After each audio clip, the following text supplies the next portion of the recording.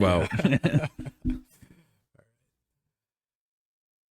Hey guys, welcome back to another episode of Esoteric Artifacts. It's been a while since we've been here. We've got some updates for you all. Some big news, actually. Glenn here just landed a new job. He's going to be working in the quantum computing field. And so he's going to be moving in a little while. So we've kind of been trying to figure out the logistics of how we're going to continue to do the show. And really just the format and nature of the dialogue that we want to be having. And we really feel like we want to bring you more dense content, stuff that we don't want to be talking about what everybody else, what all the frequent content creators that are publishing, multiple times weekly or even just weekly are. Um, Weekly was getting a little bit tough for our schedules as it is. I started a company recently, and Glenn's going to be having some changes here with his new job. So, yeah, I think it's also going to play a little bit nicer into a bit more of a conversation and the aspects about some of these, topics that we're touching on and things happening in the world instead of so much of a, newscaster, here's what happened, play by play, replay essentially of what's been going on. And like Bosch mentioned, I'm gonna be moving, and so we'll be switching things up a little bit, and hopefully we won't have too many issues. But bear with us for the next couple of episodes while we kind of work through some of these more nuanced changes that'll be happening. yeah, so expect content maybe once a month, maybe twice a month. We are still going to try to get some interesting guests on here, whether they're at Glenn's location or at my location. We're just going to be recording remotely, and either way, this is not a live show, so we're going to chop it up and get it out to you guys. But we've been getting some really great feedback as well from people, and probably going to be looking at doing some shorter clips as well, including just some more bite-sized pieces of information on very specific topics. But we've also received some viewer questions, which is kind of cool.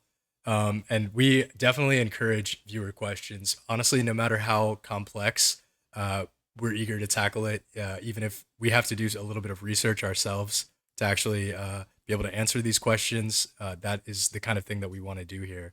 Yeah, that's really the point of this show, is kind of to try and give some of our insight and feedback into some of these areas that like we have experience and expertise in. And so, you know, especially with these viewer questions that we have here today, like that's exactly what we're looking for in terms of what it is that you guys want to hear more about.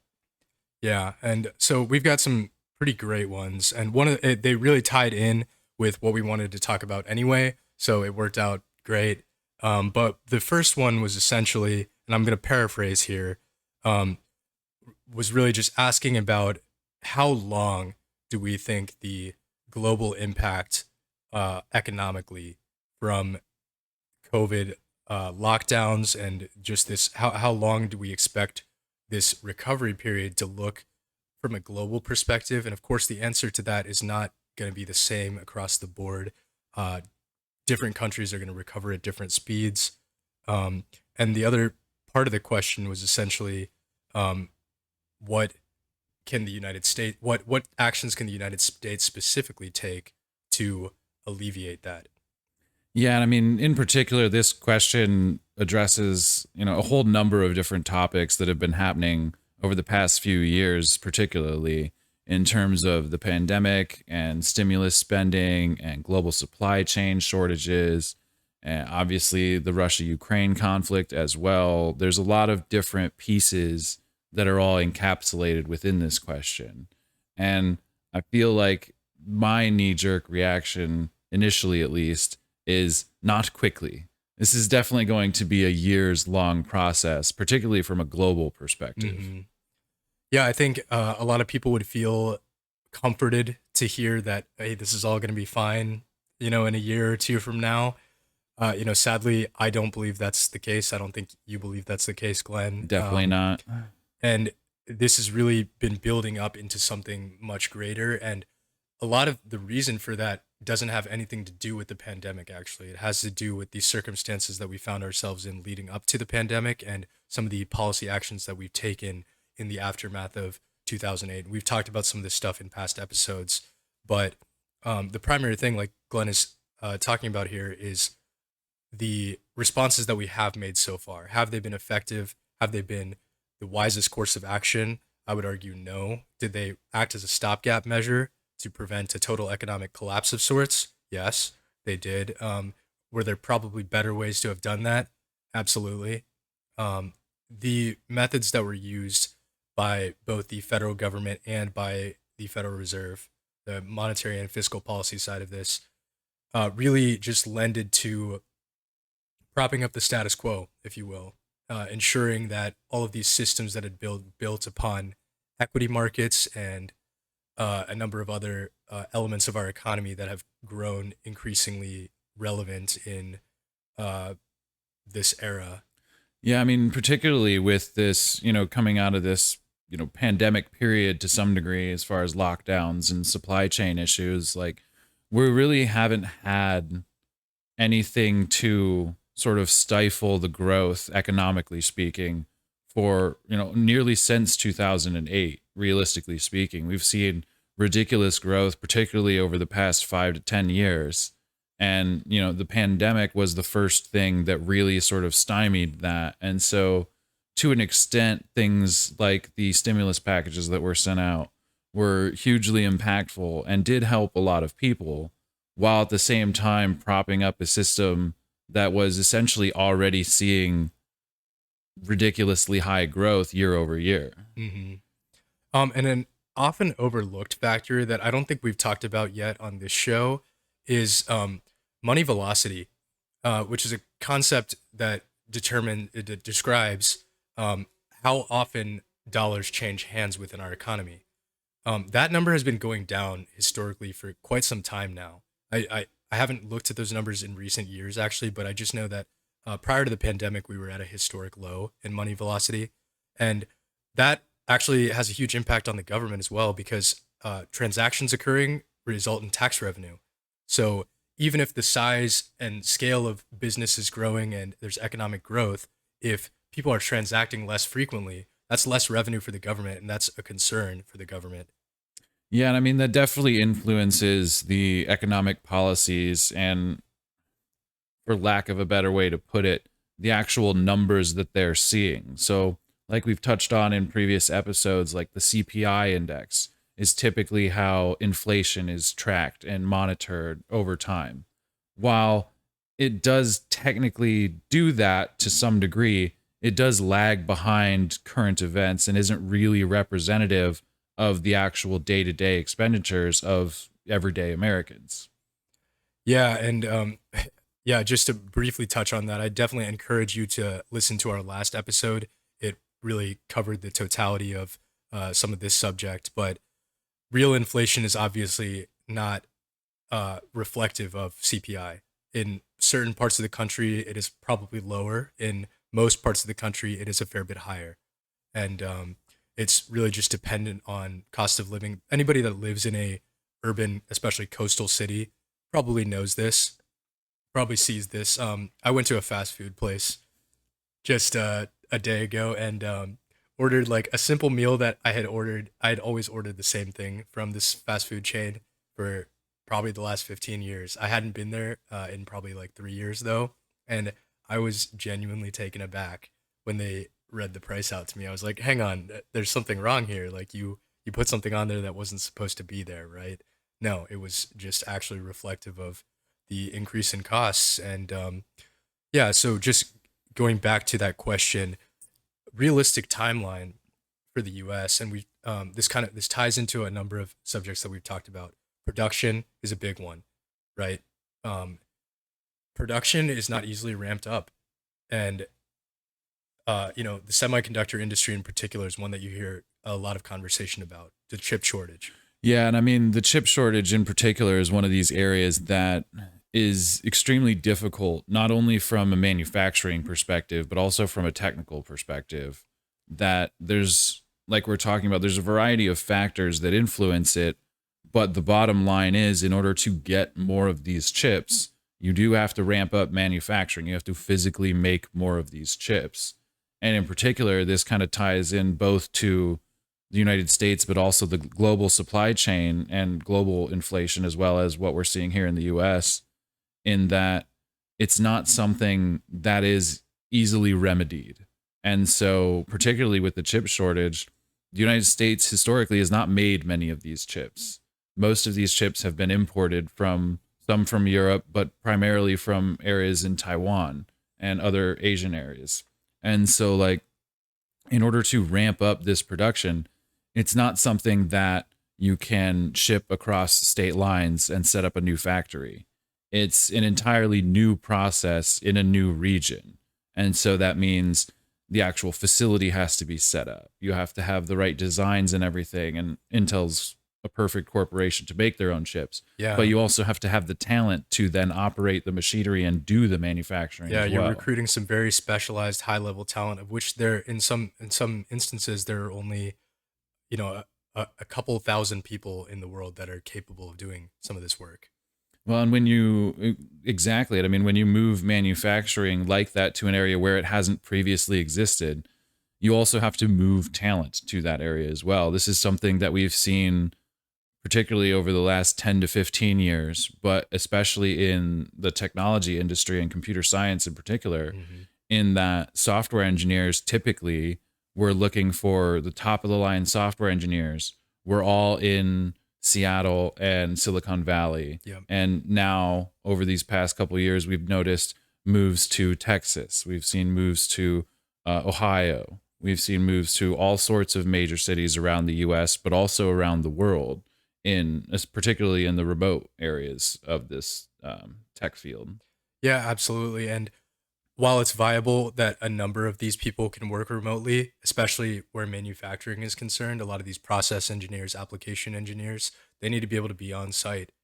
And with semiconductors in particular, one of the challenges, and this is actually something that I heard about quite recently, um, there is only one company in the world that is capable of producing one of the machines that is critical to this process. Um, I believe they're essentially it's a lens maker would typically make this machine because I'm not an expert in this by any means, but what I've been told is that Carl Zeiss, another prominent company that operates in this area, is not quite at the point where they're able to develop this machine. So it remains to this one other company that is much smaller than Carl Zeiss but more advanced in this regard, and they're only able to produce one of these machines per month. So they are sold essentially they're sold for the next several years because they're at peak capacity and they're not able to expand beyond that. And I also heard that they had a fire in their facility that inhibited their production quite recently. I'm not sure about the fire, but I do believe you're correct on the lens manufacturer, and that is kind of ties into the global sense of things as well, and why it's going to be several years until we really see some of these issues, particularly with the supply chain and these semiconductors, manufacturing in general, being remedied. Is that manufacturing, much like the supply chain, doesn't function in this way that you may think. They are essentially running at capacity all the time. Anything that isn't currently manufacturing something or isn't running is essentially wasted effort by the company. And so they're essentially running at capacity all the time. So once the supply chain falls behind, or in this case, manufacturing on semiconductors falls behind, there's no way to catch back up. You don't have machinery on standby that you can just start up at the drop of a hat. This is a process that means purchasing more material, building the, infrastructure, whether that's facility or the actual machinery required to make the semiconductors. Each of these is a year, sometimes multiple year long processes in order for them to actually work all the way through. Yeah, and in a way, we're only just now starting to see some of the impact of COVID on the economy because we had been propped up for the last 2 years by extensive fiscal stimulus and extensive monetary expansion. And this most recent quarter, quarter one in 2022, is the first negative GDP quarter that we've posted since the start of the pandemic. We had managed to keep positive GDP growth since the beginning despite lockdowns, obviously, with the exception being the quarter in which we locked down. Um, However, it's been from a paper standpoint, it's been recovery ongoing since then. And yeah, the reality just doesn't match that situation at this point because, like you're saying, production capacity has only just begun to be hindered. Supply chain is being shortages are being realized, and part of the reason why the negative GDP growth was posted was also because it's an accounting. I don't want to say trick, but it's an accounting issue that results from when companies buy excess inventory. It essentially reflects negatively upon their profitability figures. So companies, in reaction to the supply chain shortages, have stocked up extra on inventory at this point.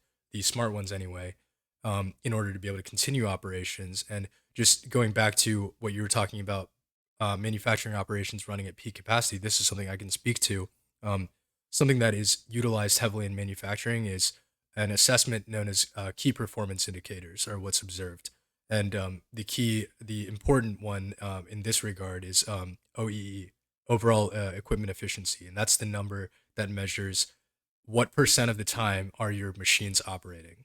And industry gold standard in this obviously varies depending on what type of manufacturer industry you're talking about, but industry gold standard will be anywhere from like 75% to 90%. No one has machines that are running 100% of the time. You have downtime for maintenance, for shift changes, for whatever it is, even with pretty heavily automated production lines. And obviously, not all facilities are able to attain that level of efficiency. And with some of the issues that we've seen in labor markets, especially, we have seen these key performance indicators decline. Yeah, I mean, particularly, we had this period of lockdowns where they were essentially dropped to zero or, significantly hindered for Hmm. extended periods of time. And so we're really just now seeing the effect of that on, the economy, but also like the availability of these products overall.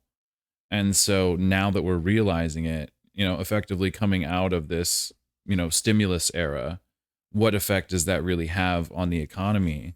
And that's essentially where you get into these issues of higher inflation and, pressure from not only other nations, but, other consumers within your economic spheres. Whereas now you have essentially companies stocking up on these resources that they need in order to keep production moving. But you also have some people, particularly builders and contractors, general consumers of these resources who are just trying to use them essentially as is, competing for something that they weren't directly competing with each other beforehand. Yeah, and while few, if anyone, is willing to perhaps say it yet, um, there you're probably not going to see it widely distributed in the media until probably around August, I would assume, after Q2 GDP numbers have been posted. At that point, I presume they will announce that we are officially in a recession after two consecutive quarters of negative GDP growth. However, I very much believe that we are already in that recession. It's just yet to be recognized. Well, and this is one thing that we were talking a little bit about earlier today before we started recording is that, with this kind of period where we've had, excessive economic growth, and then we went into this period of stimulus through the difficult pandemic era, whereas, like, essentially the last quarter of 2021, our GDP growth was likely propped up by all of this spending. And so it's essentially, I mean, from mine and your perspective, we're essentially already in the early Yeah. stages of this recession. Yeah, I would argue that in real terms, this was our second consecutive negative GDP growth quarter. Because, yeah, like you're saying, what Glenn is talking about is the American Rescue Plan funds were still available, which were kind of propping up um, markets to a degree. In a sense, this is unconventional for a lot of reasons because we do not have a shortage of demand yet. Inflation is beginning to curb demand because prices are starting to hurt people's pocketbooks enough that they're saying, maybe I'll hold off on this purchase even though I kind of really need this thing. And So it remains to be seen what shape and what form this recession takes on, but we still have a lot of demand. We have this is more of a supply side recession, if anything, at this point. And yeah, Yeah, and I mean another thing that's like sort of in the background and goes kind of hand in hand with our discussions on manufacturing is in this is essentially a supply issue, whereas at the same time coming out of this pandemic stimulus essentially era a couple years here, we're still not sure how much is going to be changed from the pandemic in terms of manufacturing and supply. One of the things we you mean saw, long term like redistributions of these chains? yeah, but also to some degree, the reallocation of manufacturing location. Hmm. And so in particular through the tail end of 2021 in particular, we saw a very heavy push here in the US to more US based manufacturing, not to replace what we import from overseas, but to augment that so that, in the event of another pandemic or similar supply chain issues, we can alleviate some of the dramatic changes that are required. I mean, absolutely. I mean, I can speak to this myself. I decided to start a manufacturing company for this particular reason. I feel very strongly about the need to not necessarily, dismantle global supply chains. We are still always going to rely on raw materials, on sometimes processed materials from other countries.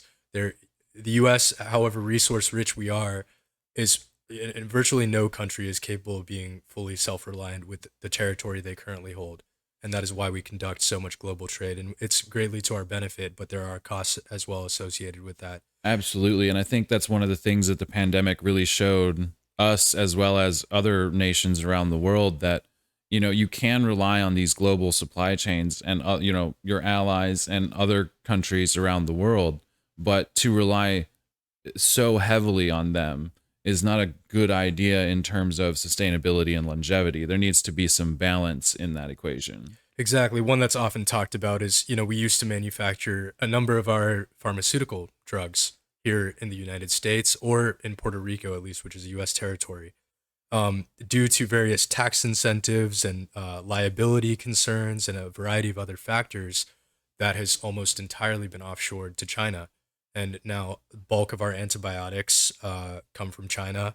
We're entirely resilient, excuse me, reliant on China for penicillin, for um, uh, insulin, I believe, is another one. I believe Yeah, insulin's really heavy. yeah, I'm not really important and critical drugs, life-saving drugs that are required for our society to function safely and Yeah, free. I'm not particularly sure on, where each one of these different um drugs is located, but like the pharmaceuticals company in particular is very heavily outsourced compared to what it was 10, especially, further than that 20 years ago. Like China is definitely one of the biggest ones, but I Yeah, also know that we rely very heavily on the Philippines and just generally speaking, Southeast Asia and Asia and more broadly in speaking. India as well, and pharmaceuticals in particular is one where you really have to ask yourself the question, why did we do this? Pharmaceuticals cost virtually nothing to produce in comparison to the profit that they generate. They're extremely cheap to produce. The intellectual property is what's extremely valuable when you're talking about pharmaceuticals. Yeah, the interesting thing with things like pharmaceuticals, especially, but kind of more broadly speaking, manufacturing is sooner or later you end up with sort of a what I'll call a chemical sciences issue, in that it's not very expensive or even complicated to make after a certain point. However, there is a substantial amount of risk involved. And that's where you kind of alluded to the liability issues Yes, that so come the up with this. regulatory burden and the legal compliance requirements are obviously much more significant if a pharmaceutical manufacturer were to produce here in the United States. And of course, I mean, they're not fully shielded from liability by any means. I mean, um, Purdue Pharmaceuticals was Purdue Pharma was recently, sued into oblivion Though the Sackler family's personal assets were ultimately deemed protected by the courts, the company has gone under, and now opiates are now manufactured by other producers, but they still remain. Well, I mean, in particular, like this is obviously one example. I mean, every industry has different aspects of this that are relevant to them. But for example, the pharmaceutical industry, there's a lot more risk in manufacturing these things in the United States versus a country like China, in which it's far less regulated in terms of, if you were to lose a shipment of these pharmaceuticals, is far less costly to you as a company than it is to have a chemical outbreak or otherwise incident at your facility. Yeah, and I mean these are not pharmaceutical related, and not to say that we don't have catastrophic failures and disasters here in the United States, but if you pay attention, there has been some pretty high profile chemical facility explosions that have happened in China over the last decade, like quite massive explosions. And I mean, though that does definitely happen here in the United States, not nearly as frequently and not nearly as severely, but safety we have much higher safety standards here in the United States, and there's a lot of costs associated with that as well, and that's something that businesses factor into their decision making. But ultimately, we've spent a lot of time talking about the United States, and really we're talking about developed economies in general, namely Europe, Canada, Hmm. other advanced economies that have kind of moved past manufacturing and have outsourced their manufacturing and are mostly operating on an information and services economy basis at this point. But we have not, and we touched on this in our last episode. Actually, we talked about this pretty extensively in our last episode. The economic recovery from COVID is going to be far more severe for these other countries, especially if the United States enters into recession. If we talk about this with the presupposition that the United States is entering a recession, then realistically, we're looking at, I think both you and I agree on that, this estimated 5 to 7, maybe 8 years Absolutely. full recovery period. Um, that some may say that's bold speculation on our part. I would say let's wait and see. Yeah, I mean, to some extent, it's just difficult to predict very far into the Sure, future. absolutely. But at the same time, This is an educated guess I at best. mean, and quite educated in this respect. I mean, like, we're entering into this, we essentially believe to some extent that we're already in a recession and that, this is likely to continue. And that poses a very real issue from a global perspective. I mean, we're specifically talking quite heavily about the US, but like you said, other developed countries in general are having similar issues to what the US is having with regards to the pandemic and stimulus packages. And so when a developed nation has this difficulty internally in supply chain and resources and manufacturing, it becomes much more difficult for the citizens of these developed countries to acquire resources from other nations. And so this affects raw resources the most, I would say, but also anything produced from those resources as well. It becomes much more difficult, particularly in terms of just monetary value and being able to purchase them, but Hmm. also the fact that this is compounding the supply chain issues of those countries' own manufacturing requirements as well. And so you have this kind of double stacking of these supply chain issues, in that not only do you need the resources in order to produce the goods that whatever nation you're discussing produces, but also just the resources and consumer goods that the people of those nations want. All simultaneously while your purchasing power is being eroded. And that's another thing that we've talked about at length. In our last episode, I believe we discussed the petrodollar standard and some of the reasons for the United States dollar's strong purchasing power globally in the wake of the collapse of the gold standard. And something pretty revolutionary actually occurred on this front, I believe a week or two ago, was that Israel, one of the United States' closest allies, their central bank made the decision to begin holding the Chinese yuan in their reserves. And it's not a massive allocation, but it sends a very clear signal to other allies of the United States. Israel taking that pretty bold action against the United States essentially gives basis for European central bankers and other central bankers to say, hey, maybe we should kind of hedge our bets as well in the event that the United States does not economy does not prove stable enough for us to be holding all these dollar reserves. Yeah, I wouldn't say it's so much against the United States as it's a pretty accurate and telling measure of the level of uncertainty, Yeah. particularly from financial and economic spheres right Well, now. it's certainly a rational position, but the only reason I describe it as against the United States is because we've gone to war for less, actually. Yeah, I mean, yes, but I mean, what I'm particularly getting at here is it's more of a you don't really know how good those, historical alliances and tendencies are in this kind of a volatile an Oh, of course. environment. I mean, ultimately, Israel has always acted in their rational self-interest more so than Absolutely. as a good ally, quote And I unquote. mean, in particular, we were talking about this a little bit earlier that China itself is in a pretty precarious situation, not only with their economy, but they're, more recently have been heading back into lockdowns again, particularly in Shanghai and Beijing, some of the most populated cities there. Yeah. So the other reality of this is that though, while for many of us, COVID is essentially over, especially if you live in a state like Florida, perhaps, and it remains to be seen. I think I've heard a lot of expert consensus that we are in the endemic stages of this. Spoken to a number of physicians on this as well, and but we don't know. We don't know what direction it could take. And China has kind of we were discussing this a little bit before the show.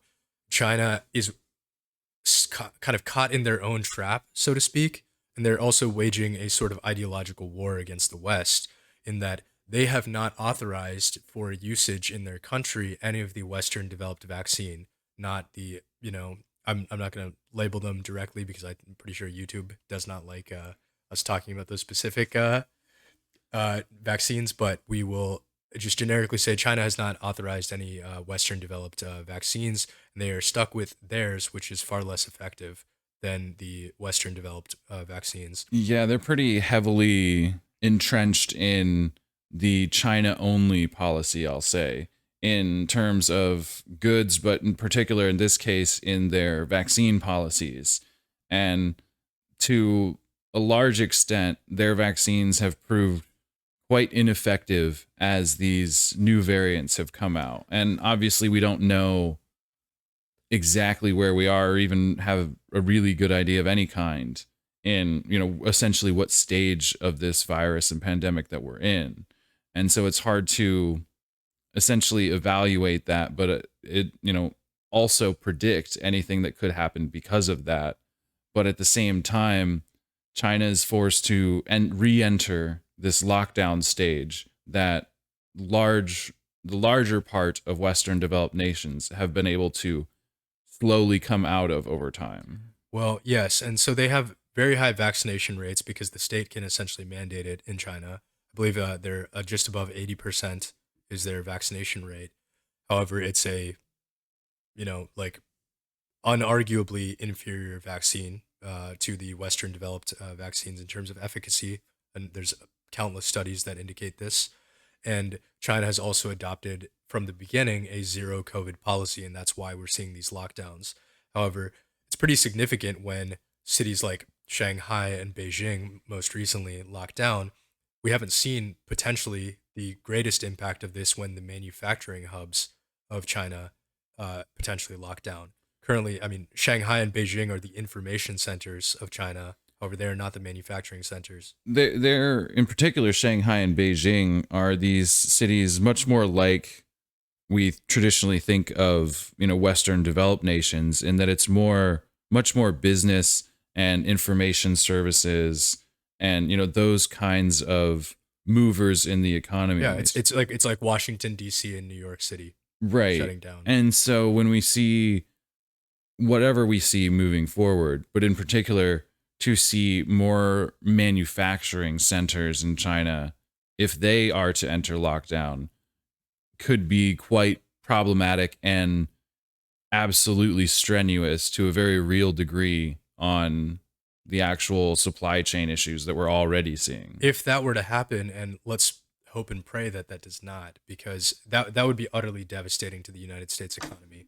We've talked about how this is already a supply side recession of sorts, that we are so reliant on China for so many inputs and for so many finished goods that if that were the case and there were to be even a 1 month, maybe 6 week shutdown in the core manufacturing hubs of China, that would be utterly devastating for the United States economy. I mean, essentially at this stage, we kind of touched on this earlier with our estimate of about 5 to 7 years, which Hmm. we're fairly comfortable with. But essentially, as all of these different factors are coming together to produce the situation that we're currently in, any additional strain on these areas will prove very dramatic in the effects and how long term those effects actually are. Yeah, and the one other thing that I we have discussed at some length before is the impact of food shortages, which, while we believe that we will not directly face this impact heavily in the United States, we will face some increased costs, some discomfort. Some, individuals on the lower income spectrum of the United States will face some greater struggle. But at the end of the day, we do spend hundreds of billions of dollars a year on programs for assistance for those people, and that can be augmented pretty easily by the federal government if need be. I don't know that we necessarily may even find ourselves in that level of a situation, but the global South and just the East in general are experiencing these shortages, and people in the Chinese economy does not have the capability to print currency at the way that the United States economy does. So while they are quite cash rich from the fact that they produce so much of our goods and services, they don't have the same capital leveraging abilities that the United States does. They've kind of left that to us, allowed us to inflate our currency while they have deflated their currency over the last several decades since they were introduced to the World Trade Organization in the 90s. They've persistently done that to make themselves the most competitive option for manufacturing. And currently, we are seeing reports out of Shanghai that the people there are having serious food shortages and struggles because they have no income at the moment. They've been locked down for several weeks now, and they do not have a large cushion of savings like Western people in Western nations may have. Yeah, and I mean that's kind of, I mean, part and parcel for what we're seeing just around the world right now in a lot of areas, particularly in, Africa, South America, but China as well, and many other nations as well, in these areas where, essentially labor is cheaper than these Western developed nations. These impacts of, inflation and supply chain shortage and especially lockdowns is much more real and everyday than we might give credence to here in the US, where we're, extremely fortunate in our diversity in agriculture and so many other industries. But I do want to kind of circle back Yeah. to the question, and what are some of the things that the United States can do to kind of facilitate us moving out of this period? Hmm. So that's a very good question. It's a tough question because we're in a lot of theoretical territory at this point. This is kind of unprecedented territory historically speaking, in a lot of ways, and um, the biggest thing that I would argue needs to be done, and it's an extremely painful step, mind you, and I don't even know the viability of it because so many other systems are pegged to this, and we've discussed this a little bit before as well. The wisest course of action to curb inflation is that the Federal Reserve needs to drastically increase interest rates, not the 25 basis point increase that we saw back in March, but that we need to, we're talking um, 50 to 75 basis point increases every 3 months or so. And that is the only way. Realistically, we're kind of past the point of being able to rationally address this inflation. It could very easily spiral out of control under a lot of the theoretical frameworks that we're operating with. This inflation, it could absolutely spiral out of control. I don't think that's the most likely scenario by any means. I think that we will um, probably not see inflation increase at the rates that it has increased over the last couple months at least. I think it will continue to increase, perhaps until the end of the year, perhaps partway into 2023. Um, but it will kind of stabilize at a certain point because there's only so much elasticity of price in certain areas. People will stop buying things at a certain point. Though I don't know exactly where that point lies because, frankly speaking, used car inflation is at like 40% right now, and people are still buying used cars. I'm not sure who's buying these used cars. I understand that people need cars. Like, it's not always a choice, but yeah. Yeah, and I mean, what's really hopeful is that the particularly with the United States government, but governments around the world are taking steps to curb inflation, to incentivize manufacturing to be boosted, and things of that nature, which definitely do help. I'm very much of the same mindset of you, in which the Fed in particular here in the U.S. needs to increase basis points much faster than they are. Yeah. And to some extent, I believe we touched on this earlier, but this probably should have started early last year, It should, yeah, it should have been preemptively, but yes. As opposed to like beginning this year. But at the same time, I think in particular the biggest issue we have here in the US is a spending problem, in that you can't keep spending money if that money is constantly being devalued. Yeah, but simultaneously, the government is also, we've, again, this is something that we've discussed. The government is pretty more pleased than any other party of all this inflation because the thing that is being inflated away the fastest is the United States debt, which is massive, of course. I don't even know what that number is sitting at right now. What is it, like 28 trillion now? I believe That's something so. absurd. Which, that number is hard to even fathom when you consider the fact that our total GDP is now lower than our national debt. And we can talk about theoretical like maximums of how far you can push that debt to GDP ratio. Of course, Japan has really tested that limit and has gone much farther than we currently are in this area. But Japan's economy is also a mess. The yen is currently being devalued at absurd rates, and the Japanese central bank has taken actions that our central bank never has.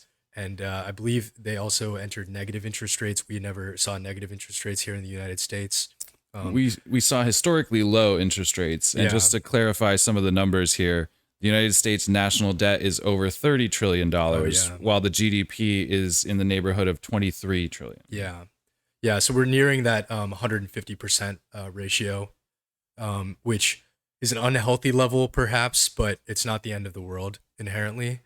But yeah, Glenn, like you say, we do have a spending problem. And the big issue with some of the circumstances that we found ourselves in is that there's not great policy actions that can be taken at this point because how we found ourselves in this mess was, of course, external catalysts like COVID, like war, like food shortages that are a resultant of that war. And, but ultimately, preparation would have needed to have been made years in advance to accommodate this. And all our government has done largely has displayed an unwillingness to be prepared. And perhaps it's an inherent fault within our 4-year election cycle and 2-year, House election cycle that makes it a challenge for the United States to adopt any sort of long-term coherent policy. And of course, China knows this. Other countries with longer-term single-party state control are aware of this and take advantage of this oftentimes. That's definitely a key and very important factor, particularly in the US case. But I think it's also important to note some of the more recent developments. Like, I mean, particularly with the US, we've had a sustained growth at pretty high levels for decades now, wherein, it's much more effective for a company or even an industry at large to take advantage of that and stretch what they can achieve. And in doing so, you're increasing your max capacity for growth, but you're also limiting that sort of elasticity region we mentioned a bit earlier, in that you can't suffer as many issues in order to actually achieve the floor that you need in order to sustain life as you've known it during this period. Yeah, and that's why a lot of people kind of feel this sentiment. You see this echoed online pretty frequently across the board, especially among young people. I see it though. Just the sentiment that despite the fact that we perhaps objectively have the highest quality of life in terms of scientific development, technological advancements, all of these areas, despite that, in a certain way, it feels like quality of life is declining to a lot of people. Yeah, I mean, it's a interesting expectation that people have. And I mean, it obviously varies generation to generation, but there's an idea of, like our parents and our grandparents' generation in which, no food, nothing went to waste, no matter what it was. Food, any kind of resources, you consumed and used absolutely every single piece of it. And, You repaired things rather than buying a new one. exactly. And so like I think that's something that we're seeing particularly in the used car market is this sort of transition to where the older generation would much rather have a used car and repair it and fix it, sort of known issues, as opposed to something new that you don't fully understand. And so I think that's to some degree a disconnect, and it's hard to transition that in this current state that we're in. Well, I mean, I think it has more to do with the fact that new car inventories are just very short. But I agree with the sentiment of that. Uh, I mean, right to repair has been a large movement, especially in agriculture. Farmers have been needing the ability to repair their own equipment for quite some time now because of the intense capital expenditures required to maintain their advanced farming equipment with OEM parts, which is what they're largely required to use. Without having like substitutes, most of these guys know how to repair their own machines. They know how to they have the manuals. They know how to replace the part. They know how to identify the issues. Even oftentimes, they just have no means of procuring the parts. And I'm not sure if that's due to certain contracts and agreements, intellectual property. I think it's probably a combination of those factors. I'm not extremely well researched in this area. Yeah, I mean, particularly in the realm of contracts, I mean, especially with regards to heavy machinery, is an area I've had definitely a substantial amount of exposure to. It's typically written into the contract that for a certain period of years, usually in the neighborhood of 2 to 3 years, while it's still fairly new and under warranty, that OEM parts are required or you void warranty or otherwise void contracts. And so there's definitely a lot to that. Sure, and ultimately, most of these farmers don't actually own this equipment. The This equipment is owned by the banks, and typically through collateralized loans, the farmers are able to purchase this equipment. Yeah, and I mean there's a certain level of, maintenance that is required not only on the equipment but also in particular on these loans that, you put up collateral in order to get the initial loan, but then year over year you have to maintain a certain level of payments or otherwise productivity based off of this equipment in order to justify the collateral and maintaining the loan long term. And so when you go through periods like the pandemic where, productivity can go up some years and down other years for, whether that be lockdowns, maybe it's more difficult for you to get help that one year over another year. That makes it much more difficult to maintain that existing contract or loan. Yeah, and that's interesting that you bring that up because that just draws attention to how significant the risks are to farmers or to anybody that is investing in this sort of capital expenditure for machinery. If your productivity is not able to meet the demands of those increasing cost of not only paying for your equipment but the cost of servicing that debt, then you're going to go under and you're going to get acquired by likely private equity firms, which is what we've seen across the country in virtually every industry at this point. Is the amount of capital that is floating around within private equity is truly absurd, and it's been facilitated largely by our governmental policy to this degree. So, in a way, it's not really a great answer to the question that we received. Because I would argue that a big reason that we're in this situation we're in right now is because of failures of government policy, and there. So you did touch on this when we first began the policy portion of this. One other thing that I do believe the government could do is lower regulatory burden. I don't necessarily believe that needs to be done long term. I do believe that a lot of regulation is rational and is important and protects natural resources, protects people.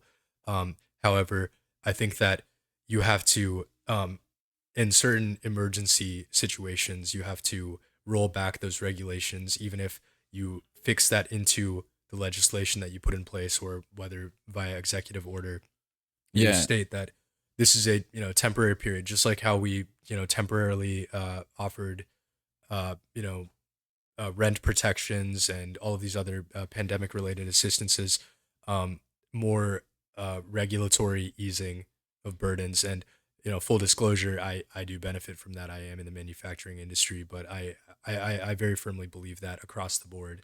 I mean, I definitely agree with that too. And I mean, in particular, just from my own personal opinion, like in particular, a lot of regulation is absolutely necessary, particularly when it comes to the environment and safety. But there's a substantial amount of regulation that is largely operational costs and Purely administrative burden. just makes it difficult to get quality help and to allow people to do what is necessary in order to keep these industries flowing. And so a temporary stay on that could be very impactful and may not have as many, I'll call them negative side effects, as you might think in a longer term scenario. Now, of course, we're talking about these regulation burdens in a temporary sense. Yes. But additionally, like in terms of policy, it's largely a inaction in preparation for something like this could happen. Hmm. And so to some extent, it's a wake up call in that this could always happen. And we do need to maintain a level of preparation in the event that it does happen. Yeah, and ultimately, this is goes back to what I was talking about with, is this an impossibility for us given the nature of our political system, with you know offloading the strategic petroleum reserve in order to mildly ameliorate petroleum prices for consumers. Sure, is that perhaps politically popular? Yeah, probably. Even if it results in like a 5-10% reduction in fuel costs, most people are probably pretty happy about that. Is that wise for the long-term strategic planning and goals of the United States? I would argue probably not. However, because we have an election coming up this fall, it is just something that it's an action that I believe has been taken on a political basis. And if we look at some of the actions that this administration attempted to take last year, in particular, the infrastructure spending, which did not ultimately pass. I do believe that had that passed, that we would have succeeded in delaying the recession. However, I believe that's it. I think that all it would have done is kick the can further down the road. Ultimately, I don't think it would have led to actual economic recovery in the near term. Perhaps infrastructure spending, I do believe, is important, and I do think it is something this country needs to invest in. But timing is everything with these things. Yeah. And I mean, I would have a slightly different view on that bill in particular, in that I do think that it would have looked like things were getting a bit better, but essentially it would have kicked the can down the road and made it worse, because Yeah, it would have I compounded some of like the spending and inflation and like some of those pressures that we're seeing already. And in the so near to medium term, I would agree. In the long term, I think infrastructure spending at that even at that time may have benefited us, I but mean, that remains to be seen. I'm very much on the side of infrastructure spending is a good thing Yeah. and is long term definitely beneficial. The question is getting to that long term, what does it cost you? And it's a difficult thing to evaluate. In particular, right now, we're in a recessionary period or on the verges of a recessionary period. And so it's difficult to say whether it's better to do it now or get through this and then do it. It's, that's not always clear. Yeah, and ultimately, one would argue the reason why that bill didn't pass is because there was a lot of pork in that bill. There was Yeah. extensive, couple, like 100 billion, I believe, allocated to childcare spending. which I'm not saying that that's unimportant, but I don't believe that's infrastructure. Yeah, and I mean that's particularly one of the issues that we have, like you were saying, in our shorter election cycle. We have elections coming up this year, in that, the things that are, I'll say, added to bills and don't allow the bills to be as targeted as they probably should be. They often act as a poison pill.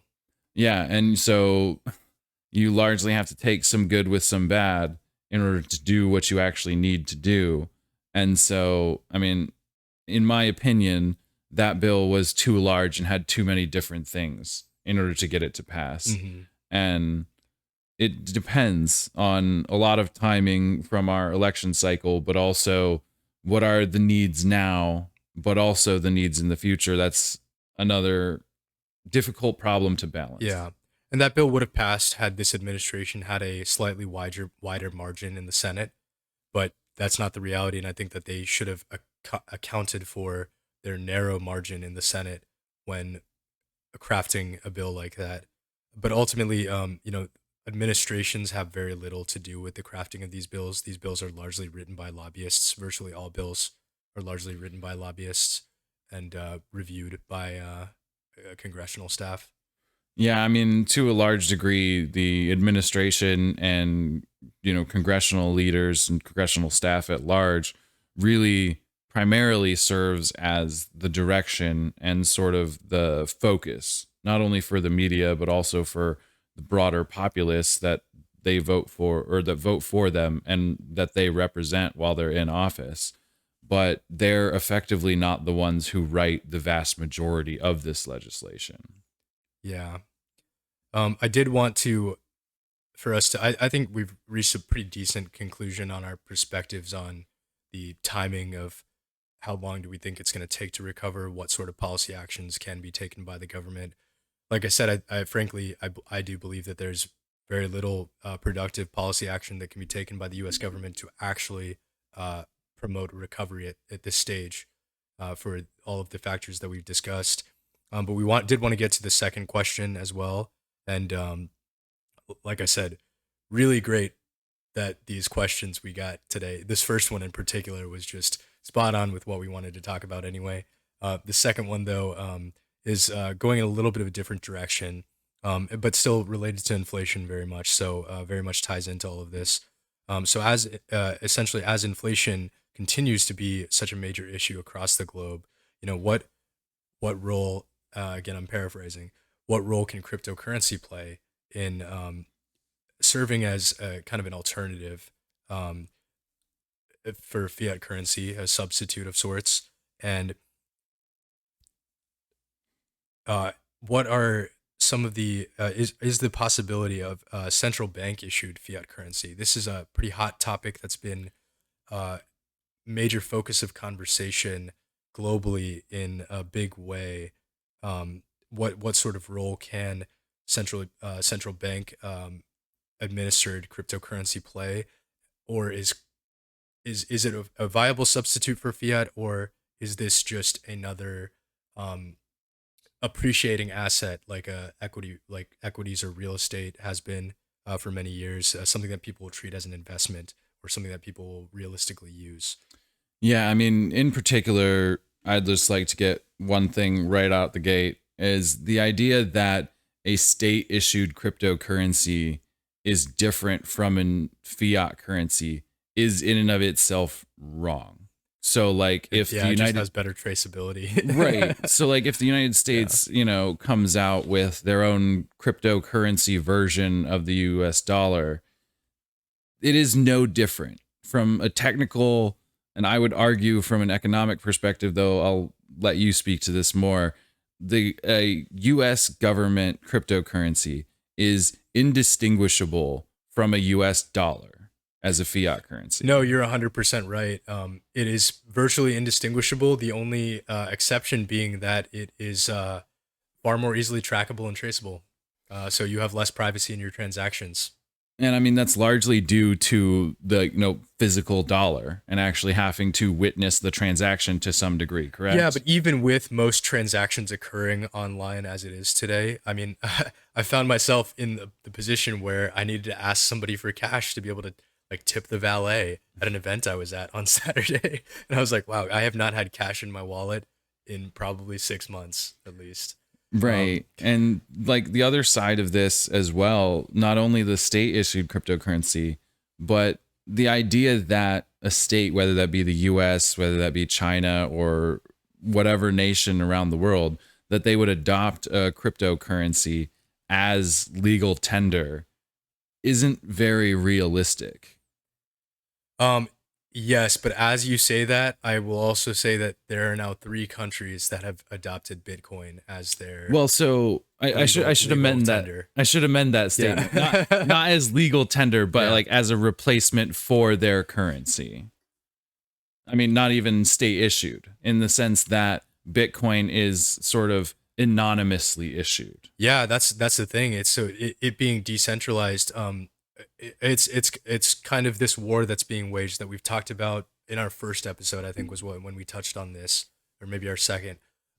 This we've probably talked about it every single episode to some degree. It's come up a lot. Decentralization versus centralization. Uh, kind of democratic, relatively democratic control of processes with regards to how this currency is administered and how the value and what whether there is a fork in these chains, whether how these tokens are distributed, what the caps on these are, versus a centrally bank issued currency, cryptocurrency, will not have a hard cap coded into it. I promise you that. Yeah, that's definitely for um, sure. but that's And why I think there's a duality to this answer.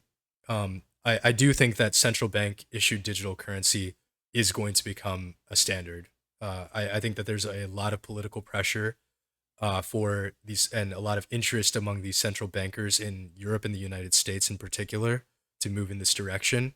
I don't know whether the populations of these countries will actually accept this or tolerate this. That's something that remains to be seen.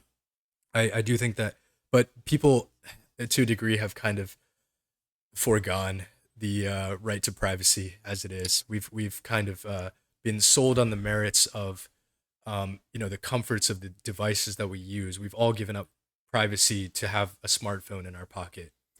yeah, I mean, I would in large part agree with that up to the point of giving up privacy in the sense that like particularly the United States and European nations, but it also does seem like some South American nations, also China, does seem to be slowly inching towards that direction. India, in particular, is definitely leaning this direction in that they would, have some version of a cryptocurrency that is reminiscent or loosely equivalent to their, existing fiat currencies. But it's definitely going to take some time, in particular for general populace, but also the legal realms of these different nations to sort of catch up to that.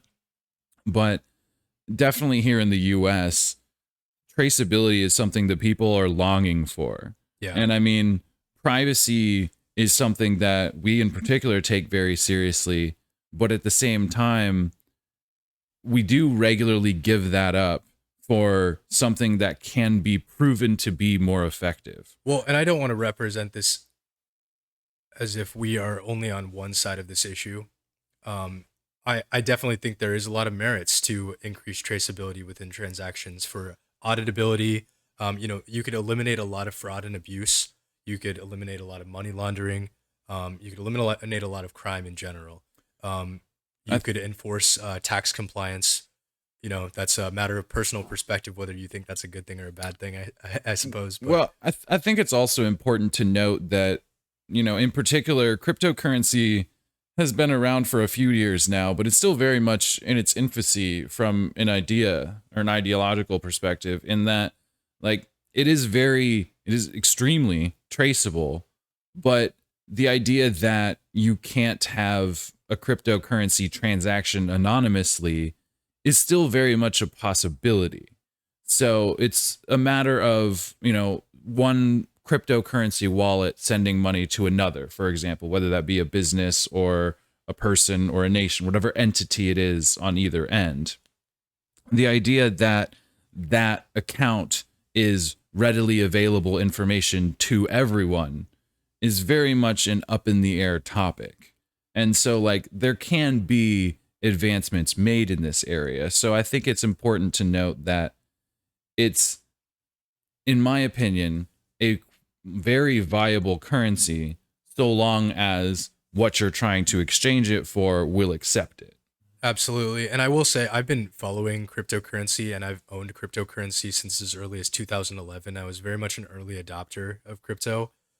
However, I will also say that I'm not an engineer or a data scientist or any sort of expert in the actual technical elements of the field.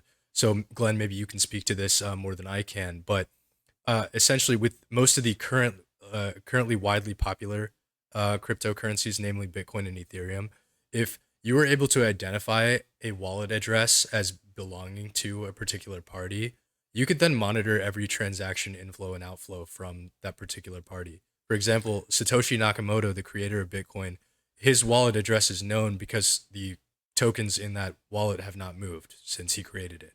And so that's one of these areas that I'm sort of alluding to here, is that, like, currently Satoshi Nakamoto made Bitcoin, which in its purest form was technically sound from not only in efficiency, a back and forth, Bitcoin mining, trading, the actual function of the currency, but it doesn't have what I would call the more advanced features of any technology.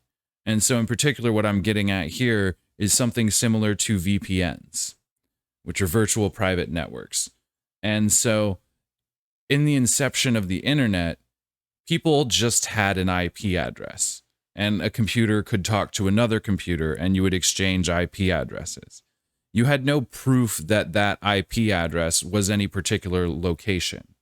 And so over time, we've come up with ways to geolocate these IP addresses. And these are because they're region based all around the world. That's because subnets, of the DNS, correct? DNS Yeah. is largely what made that process a lot simpler.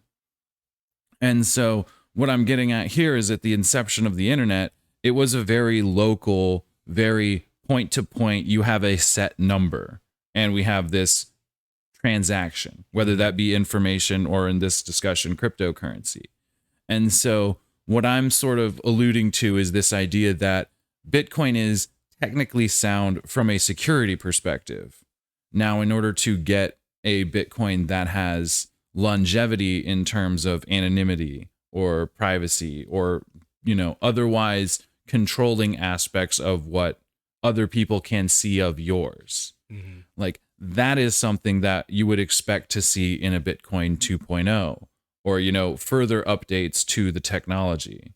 But we haven't had that yet. We've seen different variations in terms of Ethereum and all of the other alternative coins. I'm not even going to bother mentioning them. I was going to say, there's so many that we couldn't even begin to discuss all of them. But so, I mean, largely they have different advantages and disadvantages. And I mean, in particular with Ethereum, which I would argue is the second only to Bitcoin, in that the main difference there is the administrators, which do offer a lot of value, assuming you have a certain level of trust with those administrators. Yeah, from everything that I've heard, and I know some very large holders of Ethereum personally. The developers around the Ethereum project have a lot of dedication, have a lot of talent working with them.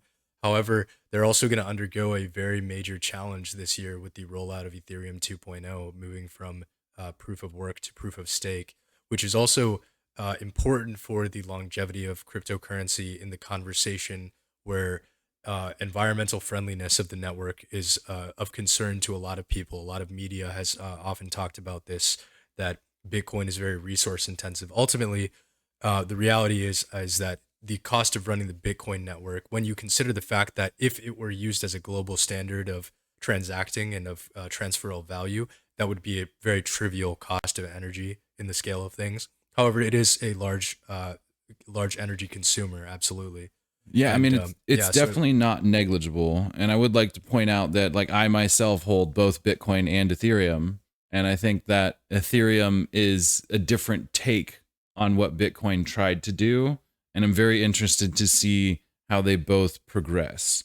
The fact that Bitcoin isn't doesn't have that, Bitcoin 2.0 coming out like Ethereum does. On one hand, Ethereum may be better, and on the other hand, it may actually take a step back, and this proof of stake may not work out how they planned. And yeah, so, like, exactly. And you've argued in the past that the energy cost associated with the mining of Bitcoin provides inherent value to it. and so that's essentially the argument to try and bridge the economic and technical gaps from, it's a secure currency with the blockchain and other aspects about Bitcoin. But at the same time, the reason that it has value is because at some point in time, energy was required in order to produce it. Now, in terms of cryptocurrency, you're talking about like actual energy in terms of like joules and like electrical energy Yes. in order to mine it instead of what we traditionally think of as labor in order to make a product. But the concept still holds the same, even in proof of stake. Now, it's wrapped up a little bit differently, but the idea is still inherently there that at some point work was done in order to give this arbitrary thing value, much in the same way that labor functions with a fiat currency. Absolutely. And I think it's really hard to really speculate on the potential when we don't understand fully what we can do with something. Energy capture is something that we are already woefully inefficient at.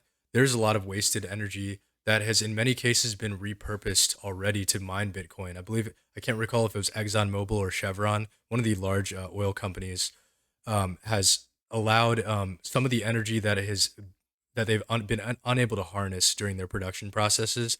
They've permitted that to be used to mine cryptocurrency. Perhaps over time, just as a Tesla regenerates energy with the brakes, we will find more creative solutions to recapture energy that is being inefficiently utilized to be able to run these networks. I think that's an interesting thing to pay attention to moving forward, especially in terms of just the sheer energy.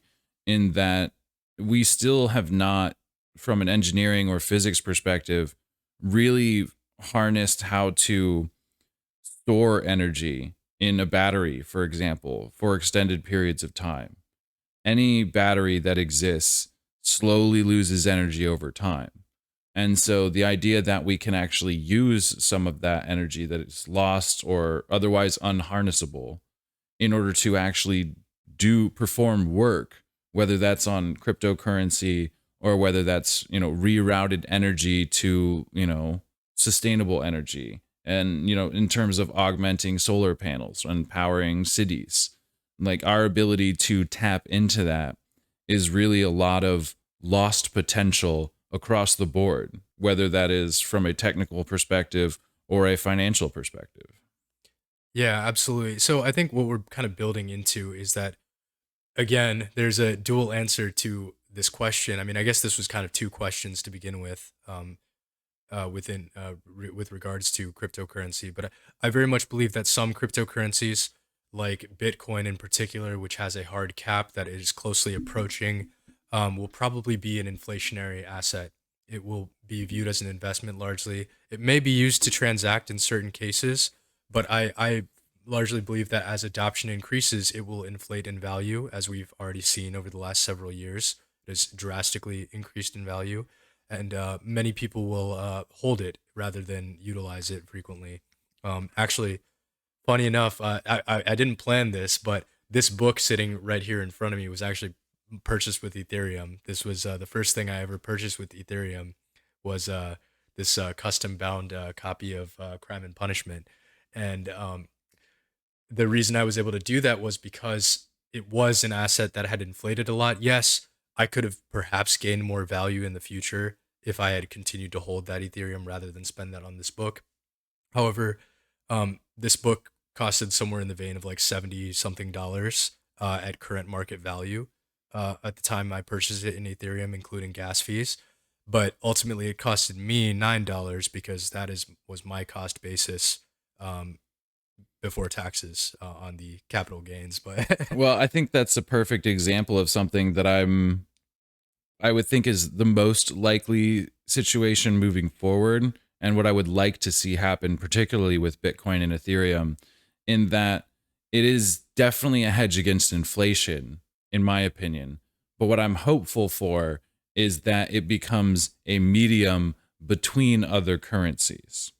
So, as we currently have exchange rates all over the globe with various nations, and it changes from one currency to the next, but to have a decentralized common currency that can be accepted in multiple different regions is a very exciting idea from a pure neutrality standpoint and an ease of doing business in this global world that we're in. yeah, and I think that we may see just adoption of a lot.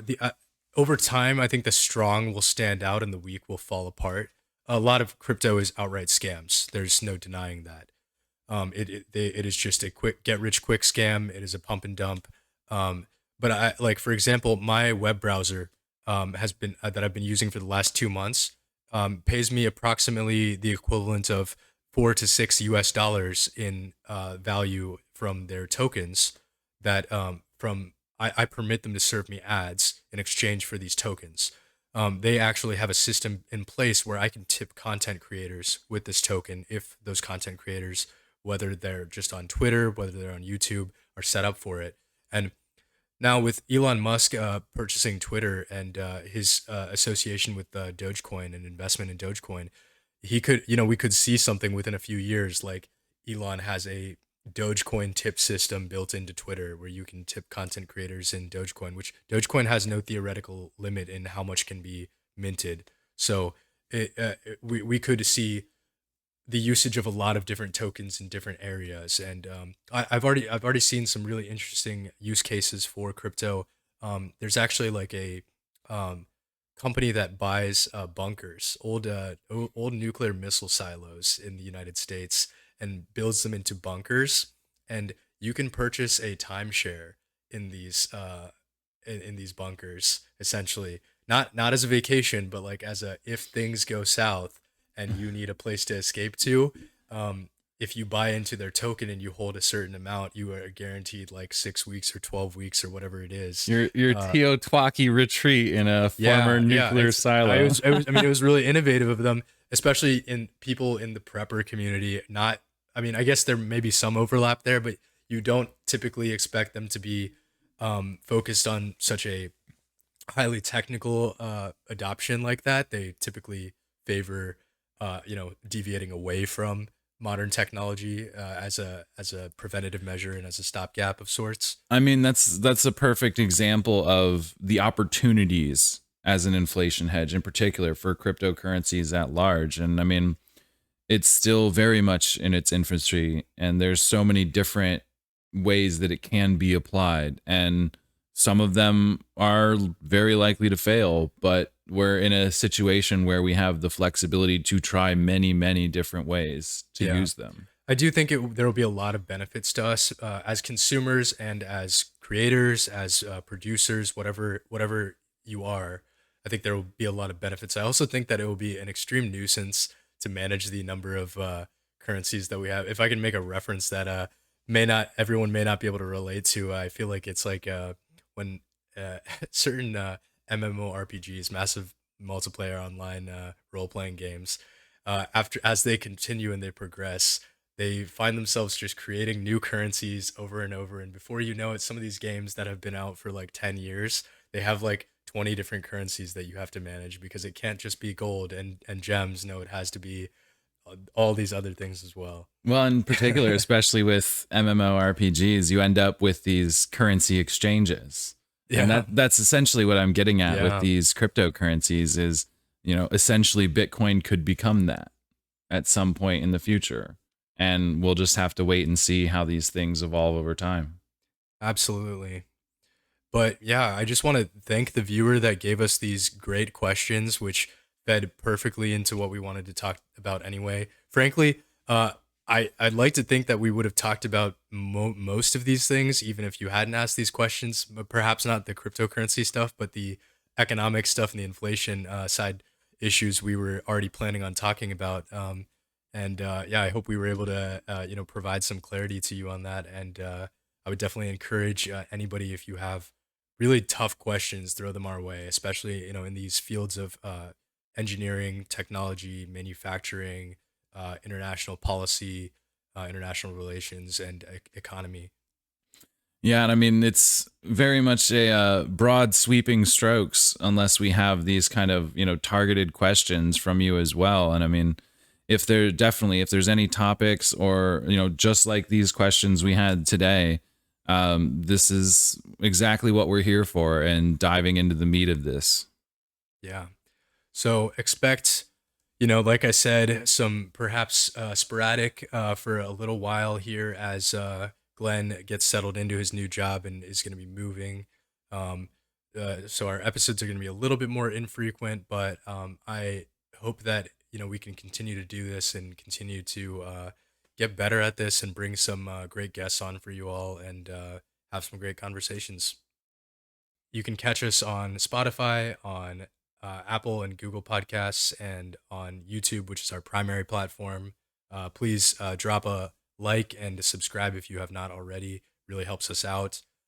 We'd like to expand our reach to people that have not been exposed to this kind of content before, and we can only do that with your help.